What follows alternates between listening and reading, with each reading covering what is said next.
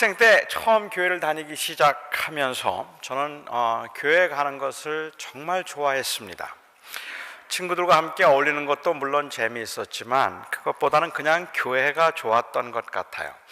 제가 처음 교회에 들어갔을 때, 처음 교회라는 곳을 갔을 때 느꼈던 그 마음의 편안함 때문인지는 몰라도 저는 그냥 교회에 있는 게 좀 좋았습니다.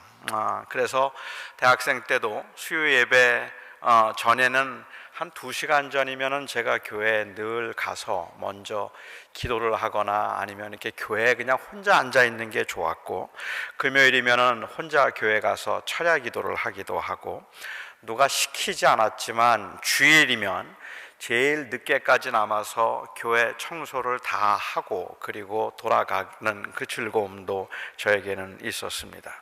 그때는 왜 그렇게 예배가 좋았는지, 볼티모어뿐만 아니라 워싱턴까지라도 무슨 좋은 목사님이 오셔서 좋은 집회가 있다는 이야기를 들으면 너무너무 가고 싶었습니다. 그래서 저희 친구들을 설득하기도 하고 어떤 방법으로든지 그 집회를 참석해서 은혜를 받고 또 그렇게 좋았던 것 같아요.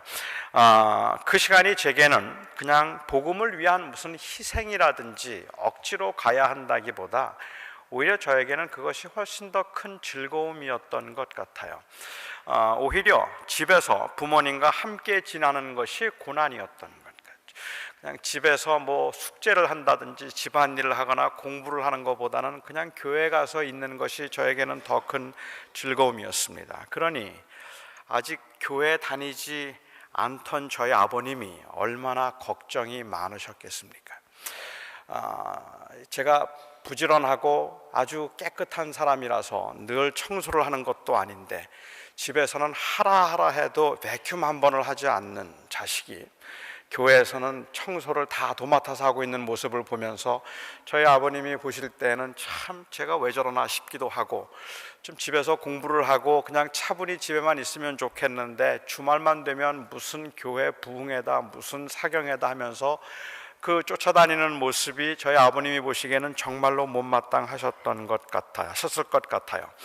저는 그렇게 교회를 다니면서 아버님이 아주 열심인 교인이라서 마음 놓고 집회에 참석하고 교회에 늦게까지 있어도 되는 그 친구들이 제일 부러웠습니다. 옛날에는 부흥사 목사님들의 설교가 정말 길었습니다. 2시간도 하고 3시간도 하고 설교를 정말로 길게 했거든요. 집회에 제가 참석했다가 집에 돌아오면 어느 때는 밤 12시가 넘어서, 때로는 워싱턴까지 갔다 오는 날은 1시가 넘어서 들어오는 경우가 있습니다. 혼날까봐 그야말로 조마조마한 마음으로 이 집회 내내 마음을 졸이고 있다가 집회 끝나고 집에 들어오면 저희 아버님께서 굉장히 화가 나셔서 저에게 아주 중대한 질문을 하십니다. 너는 하나님이 더 중요하냐? 내 부모가 더 중요하냐? 하나님과 부모 중 너는 누구를 택하겠느냐? 저는 그런 질문만 받으면 갑자기 마음이 담대해졌습니다. 그래서 저는 대답하죠. 저에게는 하나님이 더 중요합니다. 저는 부모님보다 하나님이 훨씬 더 중요합니다. 저는 정말로 저희 부모님보다 하나님이 더 중요하다고 생각했고, 그리고 더 중요하다고 말해야 한다고 믿었습니다. 말도 못하게 혼나는데 저는 그렇게 부모님이 더 중요하지 않고 하나님이 더 중요하다고 말했기 때문에 그 혼날 때 느끼는 그 쾌감, 내가 주를 위하여 핍박을 받는다는 그 생각 때문에 제가 갖게 되는 그러한 그 감동, 이런 것들도 제가 은근히 좀 즐겼던 약간 세디스틱한 면도 좀 있었던 것 같아요. 내가 주를 위하여서 핍박을 받는다, 이런 핍박 정도는 내가 마땅히 감수해야 되고, 옛날에는 순교도 했는데 이게 뭐가 어려운가. 그래서 저는 저희 부모님 앞에 담대하게 야단을 맞고 혼이 나면서도 나는 그래도 하나님을 부인할 수 없습니다. 나는 하나님이 제일 좋습니다. 주님을 위해서라면 기꺼이 부모님을 버릴 수 있다고 생각했고, 부모님보다는 하나님이 더 중요하다고 말해야 할 것 같았습니다. 하나님을 위해서라면 그렇게 하는 것이 맞고, 하나님을 믿지 않는, 섬기지 않는 부모님이 하나님의 말씀에 어긋나는 것을 만일 요구하신다면 저는 죽을 각오로 맞설 수 있다고 고백하는 것이, 그것이 담대한 믿음이라고 저는 생각했습니다. 그런 저에게 이 부모님의 반대를 무릅쓰고 신학교에 가기 위해서 가출을 했던 한 친구의 사건이 아주 굉장히 큰 깨달음을 주었습니다. 저도 신학을 고등학교 2학년 때부터 신학을 하겠다고 마음을 먹고 있었고, 저희 부모님도 반대하셨고, 그 친구도 부모님이 아주 심하게 반대를 하셨는데, 그 친구는 가출을 했고요. 그래서 신학교를 가겠다고 가출을 하고 난 다음에 그 아버님이 그 아이가 혹시 잘못되지 않았을까, 어떻게 됐을까 해서 그 호숫가에 있는 쓰레기통을 다 뒤지고 다니는 그 모습을 제가 보면서 이건 아니구나 하는 생각을 제가 했었어요. 이렇게 하는 게 아니구나 하는 생각이 그때 저에겐 들었던 것 같아요. 물론 각자에게 주어진 상황이 다 다르니까 누가 더 옳다, 뭐 어떻게 해야 된다는 것을 감히 제가 말할 수는 없겠지만, 저도 목사가 되겠다고 헌신했던 제가 그 사건 이후에 저는 부모님이 반대하시면 신학교에 가지 않겠다고 마음을 다짐했습니다. 좀 더 정확하게 말하자면, 하나님이 저를 목사가 되도록 부르셨다면, 그렇다면 부모님의 마음을 열어주실 것이라고 확신하고, 부모님께서 허락하시는 그 순리대로가 아니라면 저는 그냥 부모님의 뜻을 거슬려서는 신학교에 가지 않겠다, 목사가 되지 않고 기다리겠다고 마음을 먹었습니다. 그리고 저는 신학교에 가서 공부를 하면서 제가 신앙이라는 이유로 저의 부모님께 참 무례하고 이기적인 그러한 그 행동들을 많이 했다는 것을 깨달았습니다. 부모를 공경하는 방법에는 차이가 있을지 모르지만, 하나님을 공경하기 위해서 부모를 공경하지 않아도 되는 경우는 없다는 것을 저는 배웠습니다. 다시 말씀드리면, 우리가 부모님을 공경한다, 아니면 부모님을 높인다 하는 그 말이 때로는 부모님을 섬기기 때문에 어떻게 행동해야 되는가 하는 것에는 정도의 차이도 있고 조금씩은 다르게 행할 수도 있겠다 싶지만, 기본적으로 부모를 공경하는 마음이 하나님을 공경하기 때문에 부모를 공경하고 존경하고 부모를 귀히 여기는 마음이 없어도 된다는 생각은 틀렸다는 것을 알게 되었다는 말이죠. 아무리 좋은 일이라도 부모의 마음을 아프게 하는 것은 부모의 마음에도 오랫동안 상처가 되고 자식에게도 오랜 상처가 되는 법입니다. 그런데 우리는 때로는 이 하나님의 부르심 혹은 하나님의 뜻이라는 이름으로 얼마나 쉽게 사람들에게 상처를 주고 신의를 저버리고 마땅히 감당해야 될 도리들을 우리가 감당하지 못하는가 생각해 보면 우리가 참 부족한 게 너무 많다는 생각을 하지 않을 수가 있어요. 물론 하나님의 부르심이 있다면 교회도 떠날 수 있습니다. 목사가 교회를 떠날 수 있죠. 하나님의 부름이 있다면 부모도 떠날 수 있습니다. 당연히 신학할 수 있겠죠. 하지만 어떤 마음으로, 어떤 자세로, 어떻게 이 문제를 대하는가 하는 것은 굉장히 중요한 일입니다. 다시 말씀드리면, 목사가 되는 것을 반대하는 부모님의 뜻을 거슬러서 목사가 될 수 있을 겁니다. 부모가 반대하는 결혼을 강행할 수도 있을 겁니다. 하나님의 소명에 대한 확신으로 교회를 떠나는 것이 가능하거나 아니면 필연적인 경우도 있음을 저는 인정합니다. 그러나 그럴 때라도 그 가고자 하는 길을 반대하는 사람들을 마치 하나님의 원수처럼 생각하거나 과감히 물리쳐야 할 장애물 정도로 생각한다면 그건 문제가 있습니다. 이런 상황일 때 우리가 종종 사용하는 것이 그 사도행전 4장에 나오는 베드로와 요한의 말입니다. 하나님 앞에서 너희의 말을 듣는 것이 하나님의 말씀을 듣는 것보다 옳은가 너희가 판단하라 하는 말입니다. 하나님의 말을 듣는 것이 맞겠느냐, 아니면 사람의 말을 듣는 것이 더 맞겠느냐 하는 그 말이기도 하죠. 우리가 하나님의 말을 들어야 되겠는가, 사람의 말을 들어야 되겠는가 하는 것을 묻는 겁니다. 하지만 사실 이 사도행전 4장에 나오는 이 상황은 당시 종교 지도자들이 명백하게 하나님의 뜻을 거슬러서 예수의 그리스도의심을 증거하지 못하게 하기 때문에 비록 고난이나 죽음 앞에서라 할지라도 예수가 그리스도이심을 우리는 고백하지 않을 수 없다고 하는 아주 겸허한 신앙 고백입니다. 그런데 우리는 이 말을 종종 사람을 무시하는 데 사용한다는 말입니다. 하나님을 사랑하기 때문에, 하나님을 경외하기 때문에 우리는 사람의 말을 들을 필요가 없다고 말하고, 하나님을 모르는 사람들의 말은 특히 듣지 않아도 된다는 식으로 사용하고 있기 때문에 오해를 많이 받는다는 것이죠. 우리가 어떠한 경우에도 하나님의 뜻에 거슬려 행동할 수 없습니다라는 겸허하고 겸손한 고백인데, 우리는 이 하나님의 뜻을 거슬려 행동할 수 없다는 겸허하고 겸손한 고백을 오히려 아주 오만방자한 말로 만들어서, 내가 당신 같은 사람들의 말을 들을 이유가 없는 것은 나는 하나님을 사랑하고 하나님의 말씀만 듣기 때문이라는 식으로 우리가 이해를 한다는 겁니다. 저는 여기에 심각한 문제가 있다고 생각을 했어요. 오늘 본문 말씀을 읽으면서 여러분들은 조금 의아하다는 생각을 하지 않으셨습니까? 성경에 나오는 인물 중에 하나님의 소명을 가장 확실하게 확인한 사람이 있다면 그 사람은 틀림없이 모세일 겁니다. 지난주에 살펴본 것처럼 모세는 정말로 이스라엘의 지도자가 될 자신이 없었습니다. 하지만 동시에 그는 하나님의 뜻을 거슬릴 수가 없었어요. 여전히 마음에 두려움이 있었지만 하나님의 부르심은 저항할 수 없는 확실하고 강력한 것이었습니다. 떨기나무 가운데 찾아오신 하나님을 만나서 이스라엘을 구원하라는 그 명령을 받고, 그리고 부르심을 받은 모세가 집으로 돌아왔습니다. 그리고 그의 장인에게 참 재미있는 말을 합니다. 내가 애굽에 있는 내 형제들에게도 돌아가서 그들이 아직 살아있는지 알아보려 하오니 나로 가게 하소서. 제가 이 말을 의아하게 생각했던 그 첫 번째 우선적인 것은, 이 말은 사실이라 할지라도 진실해 보이지는 않는다는 것입니다. 애굽에 있는 형제들의 안부가 궁금했겠죠. 그들이 아직 살아있는지 좀 궁금한 마음은 모세의 마음에 없었겠습니까? 있었겠죠. 그러니까는 거짓말을 하고 있다고 볼 수는 없을 것 같아요. 내가 형제들을 궁금해서 가보려고 합니다 하는 말은 사실일 겁니다. 틀림없이 그럴 겁니다.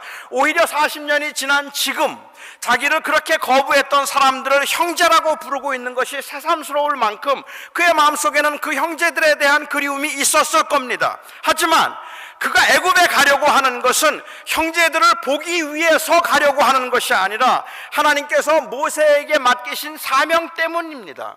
그는 그 형제들이 너무 궁금해서 가고 싶어 하는 것이 아니라, 사실은 가고 싶지 않지만 하나님께서 그에게 이스라엘 백성들을 구원하라는 말씀을 하셨기 때문에 그가 지금 가려고 하는 겁니다. 그런데 그가 내가 형제들의 안부가 궁금해서 죽었는지 살았는지 좀 알아보려고 가려고 합니다라고 말했으면 그의 마음속에 그런 마음이 있으니까 사실이기는 하겠는데, 그런데 진실해 보이지는 않아요. 그게 원래 그가 가려고 했던 의도는 아니니까 말입니다. 그렇다면 하나님께서 내게 나타나셔서 이스라엘 민족을 구원하도록 부르셨기 때문에 이제 나는 가야 합니다라고 그렇게 말하는 것이 맞을 텐데, 하나님이 나로 하여금 그렇게 가라고 하셨습니다라고 말하는 것이 맞을 텐데, 그런데 왜 진짜 이유를 모세는 말하지 않았을까요? 말해봐야 어차피 알아듣지 못할 테니까, 아니 그렇게 말하면 보내주지 않을지도 모르니까 그냥 가기 위해서 그렇게 둘러댄 것일까요? 아니면 어떤 학자들이 말하는 것처럼 사실 모세도 아직은 하나님께서 어떻게 그를 통해서 일하실지, 정말 자기가 애굽에서 그 백성을 인도해낼 수 있을 것인지 확실하지가 않아서, 그래서 내가 그 말을 자신 있게 할 수 없었던 것일까요? 저는 그럴 수도 있다고 생각합니다. 진짜 이유를 말함에 망설이고 있는 모세를 저는 어느 정도 이해할 수도 있을 것 같습니다. 제가 3년 반 전에 LA에 왔습니다. 저는 하나님의 인도하심이 있었다고 믿고, 그리고 하나님의 섭리에 대한 믿음이 저에게는 있습니다. 하나님께서 저를 인도하셨고 하나님께서 저를 그렇게 하나님의 섭리 가운데 제가 이곳에 왔다고 믿고 있긴 하지만, 그래도 하나님께서 LA의 복음화와 LA에 있는 이 교회를, 한길교회를 하나님께서 세우도록 하기 위해서 저를 이곳으로 가라고 하셨습니다 라고 그렇게 말하기보다, 한길교회에서 청함이 있고 LA에서 목회를 하고 싶은 마음이 있어서 제가 이곳으로 왔습니다라고 말하는 것이 솔직히 저에게는 더 편안합니다. 아직은 하나님께서 어떻게 무슨 일을 할지 제가 알 수 없기 때문에 그렇습니다. 하나님께서 저로 하여금 이 LA를 어떻게 하라고 하나님께서 보내셨다고 말하고 나면 하나님께서 다른 데로 또 가라 그러실 때 못 갈 것 같아요. 가면 욕먹을 것 같아요. 그래서 제가 말 못할 것 같아요. 하나님이 어떻게 인도하실런지, 무엇을 하실런지 저는 정말 모르잖아요. 이민교회에 사명을 주셔서 미국에 왔다고 말하고, 그리고 불과 2, 3년도 지나지 않아서 이번에는 조국에 있는 교회를 가라고 하시기 때문에 하는 수 없이 간다고 말하거나, 세계 선교를 위해서 하나님께서 부르셔서 준비하러 왔다고 학업하던 사람이, 그래서 선교의 열망을 가지고 학업한다고 하던 사람이 큰 교회에 청함이 있으면 선교와는 아무 상관이 없음에도 옮겨가는 것을 보면, 저는 거기에 하나님의 섭리가 있는가 없는가 하는 것을 떠나서 아직은 모세가 내가 내 민족을 구원하기 위해서 애굽으로 가야겠습니다라고 선뜻 말하지 못하는 것도 이해할 수 있다는 말입니다. 하지만 제가 오늘 좀 집중적으로 생각해 보고 싶은 것은 사실은 두 번째 의아한 점인데, 모세가 했던 이 사실이지만 진실해 보이지 않는 이 말보다도 모세가 장인에게 허락을 구하고 있는 이 모습입니다. 여러분, 지금 이 상황이 모세가 허락을 받을 상황입니까? 하나님께서 부르셨는데 장인 이드로의 허락이 무슨 의미가 있습니까? 하나님께서 가라고 하셨는데 지금 장인에게 찾아가서 나로 하여금 가게 해 주소서라고 허락을 받는 게 이게 무슨 의미가 있습니까? 그냥 하나님께서 가라고 하면 가면 되는 것 아닙니까? 허락보다는 통보를 해야 되는 것 아닙니까? 장인이 허락하지 않는다고 안 갈 것 아니지 않습니까? 하나님이 부르셨으니까 그냥 집에 들어가는 대로 짐을 싸가지고 아내와 자식들에게 명하여서 데리고 떠나면 되는 것 아닙니까? 그게 믿음으로 하는 거죠. 만약에 아내와 자식이 나는 내 부모를 두고 내 아비를 두고 떠날 수 없다고 말하면 담대하게 내버려 두고 혼자라도 하나님의 부르심을 따라서 가야죠. 그게 믿음으로 하나님의 뜻을 따라 행하는 것이고 부르심에 응하는 것이지, 지금 모세에게 내가 갈 수 있도록 허락해달라는 말을 하고 있는 이 말은 무슨 의미입니까? 저는 오늘 본문을 읽으면서 만일 장인이 가지 못하게 했다면 모세가 어떻게 했을까 궁금했어요. 그냥 갔을까? 아니면 그를 설득했을까? 아니면 하나님 앞에 다시 기도했을까? 우리 장인이 못 가게 하는데요, 하나님 어떻게 할까요? 하고 다시 한번 기도를 했을까? 어떻게 했을까 궁금했습니다. 다행히 장인이 선뜻 허락했기 때문에 저의 질문은 아무 의미 없는 질문이 되었습니다만은, 저는 모세의 이 상식적인 모습이 저에게는 너무 마음이 편합니다. 비록 80의 나이라 할지라도 모세가 80세가 되어서 이미 벌써 노년이 되었다고 할지라도 이 장인 이드로는 그에게 특별한 사람입니다. 40년 전 그 형제들에게 깊은 상처를 입고 미디안 광야에 왔을 때 모세를 받아들이고 편안하게 살 수 있도록 해주었던 사람이 바로 이 이드로입니다. 이드로는 그에게 울타리 같은 사람이었고, 그리고 또한 가족이 되어준 사람입니다. 이드로는 모세에게는 은인이고, 이드로는 모세에게는 가족입니다. 그리고 이드로는 또한 모세에게는 그에게 생업을 맡겨서 일을 하게 만들었던 주인이에요. 모세는 주인이고 가족이고 그리고 그에게는 은인입니다. 모세가 하나님을 만나서 하나님의 부름을 받은 후에 이드로를 지금 이런 이드로를 찾아가서 허락을 구하고 있는 겁니다. 이 모습은 너무나 당연한 모습입니다. 모세가 만일 그냥 떠났더라면 그는 하나님의 부르심과 상관이 없이 배은망덕한 자이고 무책임한 자가 되는 겁니다. 하나님의 부르심이라고 해서 그가 치던 양들을 그냥 내버려 둔 채 자기에게 40년 동안 그 가족이 되어주고 자기를 지켜주었던 그 이드로를 완전히 무시한 채 그에게 떠나게 하달라는 허락도 없이 그냥 떠나버렸다면, 하나님의 부름이라는 이유로 떠나버렸다면 그는 아무튼 배은망덕한 자가 된 것입니다. 모세는 이드로에게 허락을 구했고 이드로가 모세에게 가기를 허락하니 그가 떠날 수 있었습니다. 만일 하나님께서 이드로의 마음을 움직이셨다고 해도 저는 동의할 수 있습니다. 중요한 것은 하나님과의 관계 때문에 이드로와의 관계나 그에 대한 책임을 무시할 수는 없었다는 것입니다. 비록 제가 목사가 되어서 하나님의 나라를 위해서 일을 해야 된다고 말하고 이 목회라는 일을 해야 된다고 한다면 그 목회라는 특별한 일을 해야 되기 때문에 제가 마땅히 섬기고 모셔야 할 저희 부모님을 제가 제대로 모실 수 없다면, 저는 하나님의 이름을 위해서 일하고 있기 때문에 내 부모를 모시지 못하고 우리의 부모님이 그야말로 고난 중에 외롭게 살아도 내가 전화 한번 연락 한번 할 수 없는 상황이지만, 나는 복음을 위해서 일하는 사람이라 내 부모에게 어떻게 대하는 것은 하나도 중요하지 않다고 말한다면 그거는 배은망덕한 불효자식이란 말입니다. 설령 그럴 수밖에 없는 상황이라고 할지라도 그것은 하나님 앞에 부끄러운 일이고, 아니 부모님께는 정말로 죄송한 일이라는 말입니다. 이것을 그냥 하나님을 섬긴다는 이유로 합리화시킬 수는 없지 않느냐는 말이에요. 어쩔 수 없는 상황이 있음을 제가 왜 모르겠습니까? 어쩔 수 없는 상황, 그렇게밖에 할 수 없는 상황이 있다고 할지라도 그렇게밖에 할 수 없는 그 상황에서 죄송함을 느끼는 건 당연하지 않느냐는 말이에요. 이래서는 안 되는 건데 내가 참 부족해서 잘못하고 있습니다라는 생각을 해야지, 그것을 어떻게 우리가 합리화시킬 수 있겠는가 말입니다. 한국에서 기독교에 대한 이미지가 별로 좋지 않다는 것은 이미 여러분들이 다 아실 것입니다. 특히 교인들의 이 독선이 세인들의 지탄을 받고 있습니다. 저는 이 교인들의 독선이 단순히 복음의 내용에 있는 것이 아니라 그 교인들의 삶의 모습에 있다는 것을 누누이 말씀드렸습니다. 다시 말씀드리면 예수 그리스도를 통한 구원이라고 하는 이 진리의 메시지 때문이 아니라 신앙적이라는 이유로 다른 사람들은 전혀 배려하지 않은 채 너무 무례하게 행동하면서 그것을 당연한 것처럼 여기고 있기 때문에 비난을 받고 있다고 생각합니다.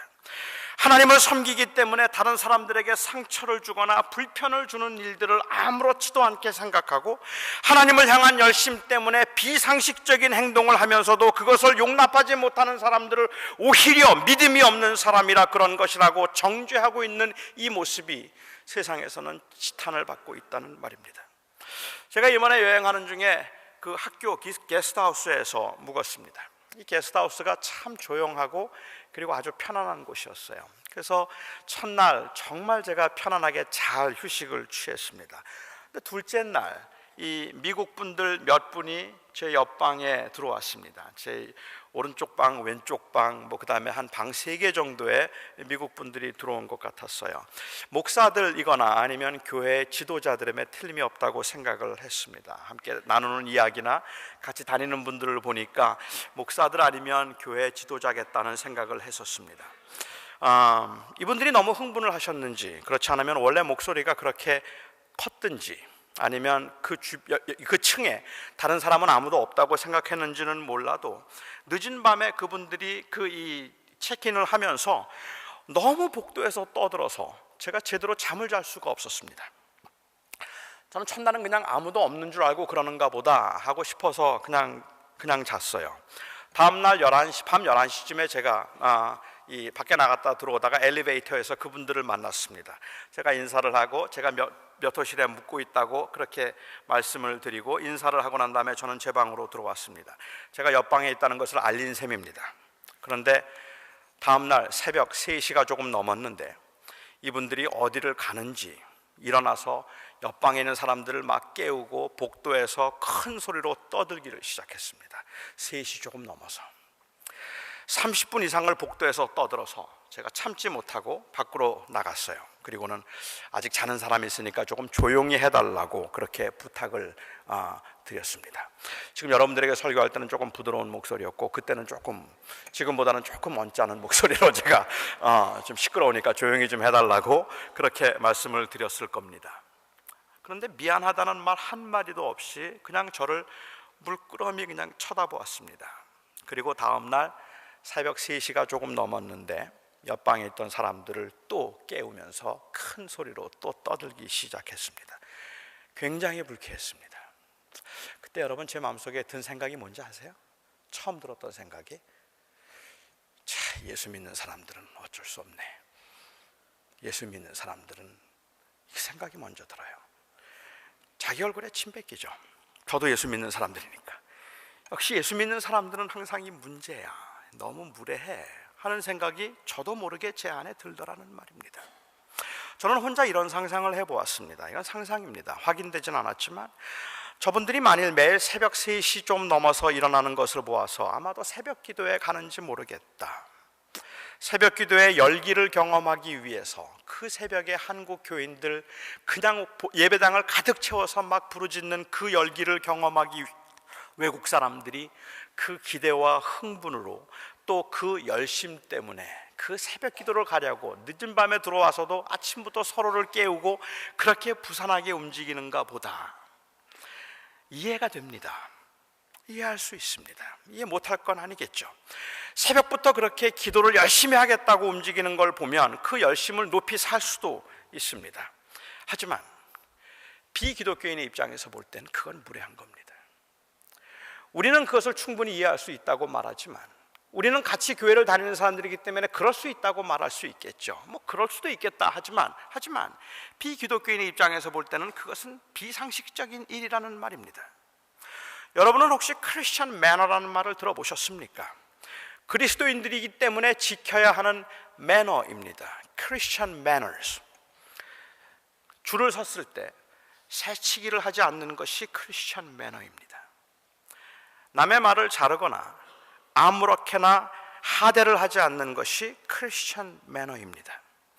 남을 조롱하며 비아냥거리거나 아니면 욕을 하지 않는 것이 크리스천 매너입니다. 공중도덕을 지키고 예의에 어긋나지 않게 행동하는 것이 바로 크리스천 매너입니다. 다른 사람들에게 불편을 주거나 아니면 불쾌하게 만드는 행동이나 말을 하지 않으려고 최선을 다하는 것이 크리스천 매너입니다. 조금 의아스럽죠? 이게 무슨 크리스천 매너입니까? 이게 무슨 크리스천 매너입니까? 그냥 믿지 않는 사람들도 다 지키는 시민으로서의 의무이고 그리고 문명인으로서의 양식 아닙니까? 제가 지금 말씀드린 게 무슨 크리스천이라고 부를 만한 것들이 하나도 없는 거잖아요. 보통 사람들 중에 그냥 소시민들이라도 다 이렇게 해야 되는 겁니다. 이게 일반적인 문화인들이 이 땅에 살아가면서 사랑 상대방을 배려하고 살아가고 있는 모습인 겁니다. 맞습니다. 저는 크리스천 매너란 상대방을 존중하고 배려해서 질서를 지킬 줄 아는 아주 상식적인 최소한의 상식을 갖추고 있는 것이 바로 크리스천 매너라고 생각합니다.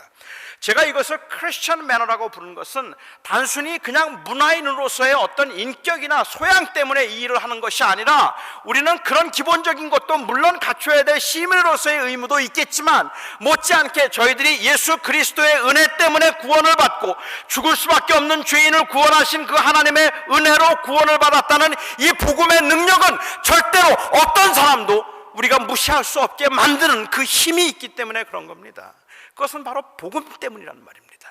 우리가 예수 그리스도를 욕되게 하지 않겠다는 그러한 마음, 나를 통하여서 그리스도의 이름을 높이며 내가 세상에서 그리스도의 이름을 가리는 행동들은 하지 않겠다는 그러한 간절한 마음과, 또한 하나님께서 나에게 주신 그 은혜를 깊이 묵상하고 생각하면 이 복음이라는 것이 얼마나 귀하고 얼마나 무조건적인 것인지, 나같이 이렇게 무례하고 하나님 앞에 함부로 대했던 자를 하나님께서 사랑하셔서 구원하신 것이 바로 복음이고, 이 복음으로 내가 구원을 받고 하나님의 백성이 되었다는 사실 때문에 가난하다 할지라도 아니면 나보다 약한 사람이라 할지라도 어떤 사람들도 함부로 대할 수 없어서 사람을 존귀히 여기는 그러한 기본적인 마음, 그것이 바로 크리스천 매너라는 말입니다.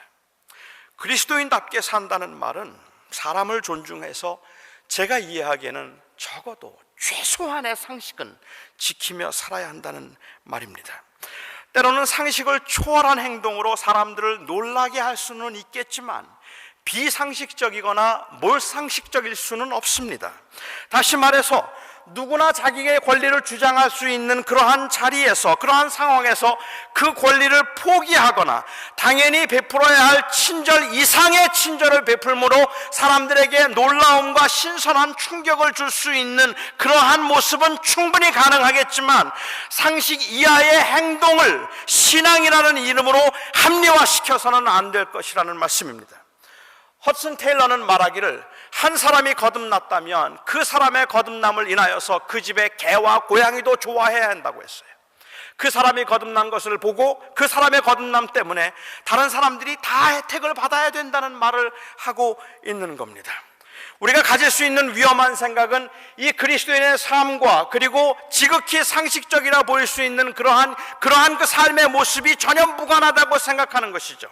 예수 그리스도를 믿는다는 말을 그냥 마치 그 말은 우리가 이 세상에서 그리스도의 제자로 그리스도를 존귀케 하는 삶을 산다는 의미로만 이해를 한다면 우리는 이 땅에 살면서 결코 다른 사람들에게 욕을 먹는 행동들을 해서는 안 된다는 것을 알 텐데, 만일 예수 그리스도를 믿는다는 것이 단순히 그저 예수를 믿음으로 천국에 들어가 구원받을 수 있는 입장권을 하나 얻은 것 정도라고 생각을 해서 우리가 이 땅에 사는 동안에 아무렇게나 살아도 어떻게 살아도 상관이 없는 것이고 그냥 우리는 믿음으로 구원을 받으면 된다고 생각을 하고 있다면, 오히려 그래서 그 믿음으로 구원을 받지 못하고 예수 그리스도를 구주로 영접하지 못한 이 세상에 있는 사람들은 모두가 다 한심하기 이를 데 없고 형편없는 사람들이라서 우리가 마음대로 무시하거나 아니면 마음대로 대해도 상관이 없는 사람들이라고 생각한다면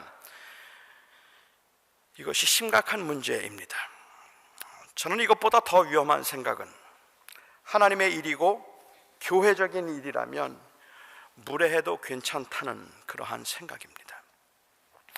하나님의 뜻이라는 이 말로 신의를 저버리고 전도를 한다는 명명하에 사람들의 일상생활을 방해하고 은혜를 사모한다고 주어진 책임에 소홀한 모습은 결코 그리스도인다운 모습이 아닙니다. 그런데 세상 사람들도 하지 않는 일을 교회가 하고 목회자들이 하고 교인들이 합니다. 사람들에게 인정받지 못하는 것을 대수롭지 않게 생각하면서 그것이 마치 하나님께만 인정받으면 된다는 굉장한 믿음의 모습으로 보이려고까지 한다는 말입니다. 횡령, 세습, 표절, 성추행, 성차별, 인종차별, 탈세, 권위주의, 사치, 환경오염, 이런 것들은 세상 사람들도 하지 않는 겁니다. 이런 것들은 세상 사람들도 그것을 하면은 손가락질을 하고 욕을 하고 비난을 하는 겁니다. 그런데 예수 믿는 사람들의 문제는 그런 것들을 서슴없이 하는데, 뭐 아주 서슴없이 한다고 말할 수는 없겠죠. 그렇게 행동하는 것들을 합리화시킬 수 있는 구실로 하나님의 일을 하기 때문이라고 생각하는 거예요. 내가 하나님의 사람이고 구원을 받았으니까 이런 것들은 다 용납이 돼도 된다는 식으로 생각하고 있는 것이 문제라는 말입니다. 하나님의 크신 사명을 받았으니까 그런 것쯤은 아무래도 상관이 없다고 생각할 수 없습니다. 행위로 구원을 받는 것이 아니라 믿음으로 구원을 받았으니까 상대방을 배려하고 질서를 지키는 일은 아무래도 상관이 없다고 말할 수 없습니다. 교회를 부흥시키거나 교회를 성장시키거나 아니면 내 종교 생활을 위해서 다른 사람들의 그 불편함이나 다른 사람들의 그 마음의 모욕적인 그러한 언행을 행하면서도 마치 그것이 하나님을 위하여서 사람을 무시하는 것은 당연한 것처럼 그렇게 합리화시킬 수 없다는 말입니다. 저는 이 설교를 준비하면서도 제 자신을 돌아보면서 정말로 하나님 앞에 부끄러움을 많이 느꼈습니다. 저도 모르는 사이에 이 목사라는 그 위치에 의한 권위 때문에 혹시 다른 사람들에게 무례하게 행동하지는 않았을까? 아니, 목사이기 때문에 함부로 아무에게나 하대를 하거나 마치 모든 사람들에게 주장하는 듯한 자세를 취하여서 사람들에게 요구하려고 하거나 아니면은 그냥 연세가 있으시든 없으시든 연세가 나보다 높든 높지 않든 상관이 없이 목사라는 직분으로 함부로 행동을 하여서 오히려 믿지 않는 사람들을 이해할 수 없는 사람들이 보기에는 세상에 더할 수 없이 무례함을 보이고 있는 것은 아니었을까? 이 교회라고 하는 곳은 그렇게 그냥 그런 사람들이 모여있는 곳이라고 생각하기 때문에 다른 곳에서는 절대로 할 수 없는 일들을, 다른 사람들에게 다른 것은 절대로 할 수 없는 일들을 이곳에서는 아무렇게나 행하면서도 그것이 다 이해돼야 되고 다 받아들여져야 된다고 생각을 하는 그러한 그 무례함과 거침이 우리에게 없었을까? 저에겐 있었던 것 같아요. 정말로 부끄럽고 정말로 죄송했습니다.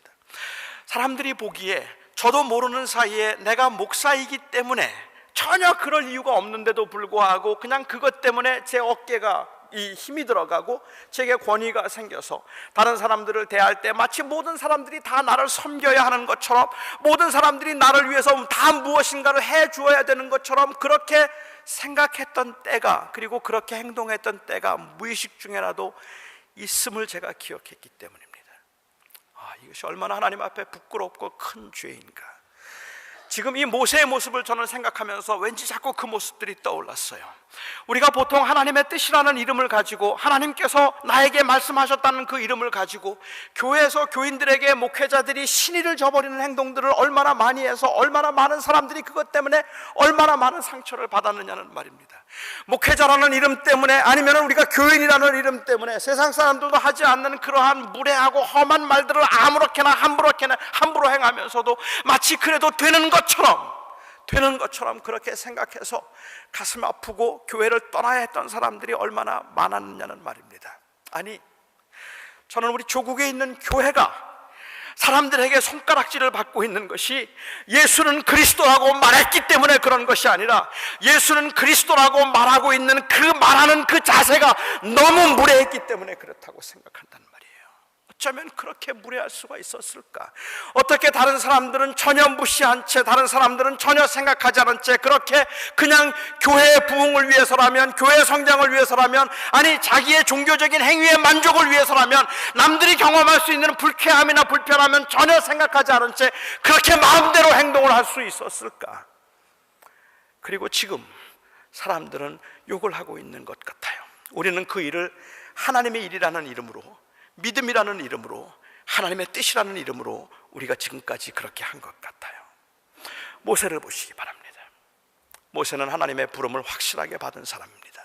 그랬던 그가 이드로를 찾아가서 그의 은인이었고, 그리고 그의 가족이었고, 그리고 그의 주인이었던 이 이드로를 찾아가서 그의 장인에게 내가 이제 애굽에 가려고 하는데 저를 좀 보내주십시오라고 허락을 받고 있는 이 장면을 보시란 말입니다. 이 모습이 정상적인 모습입니다. 그리스도인의 정상적인 모습입니다.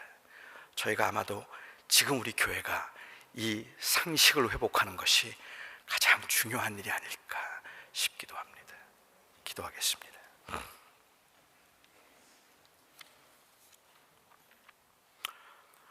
아버지 하나님,